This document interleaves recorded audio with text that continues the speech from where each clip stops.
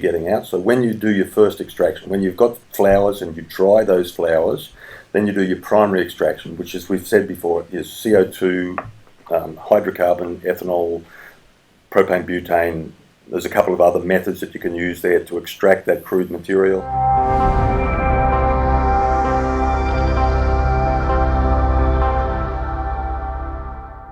Really, my interest, I'm interested going back into the horticulture, the plant growing and selecting the right plant, but going back to identifying the extracts that you're getting out. So when you do your first extraction, when you've got flowers and you dry those flowers, then you do your primary extraction, which, as we've said before, is CO2, hydrocarbon, ethanol, propane, butane. There's a couple of other methods that you can use there to extract that crude material.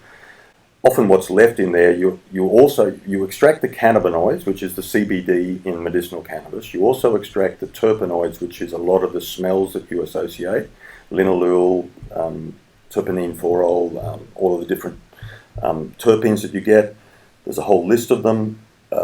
You also extract plant waxes, which are the waxes on the leaves of different plants. So often with sugarcane and things like that, you'll feel a waxy layer on them.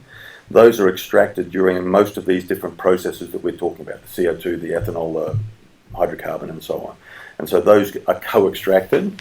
Often if you don't do it very carefully, you get a lot of chlorophyll out. So your extract is quite green and quite astringent and bitter and unpalatable. So it gives it quite a strong flavour. So we seek to try and minimise the extraction of those undesirable chemicals like chlorophyll and like the plant waxes. So our first step is to go from a dried plant leaf matter, or bud matter, with about maybe 10% CBD in it, cannabinoid in it, and then move toward